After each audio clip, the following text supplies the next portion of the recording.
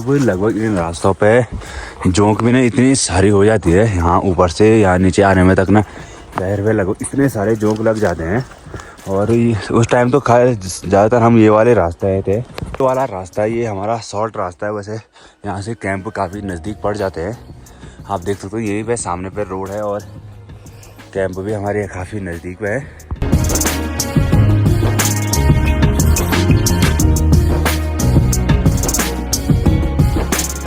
ऐसे बर्फ़ के टाइम पे भी लगभग यहाँ पे इतने सुंदर नज़ारे आते हैं।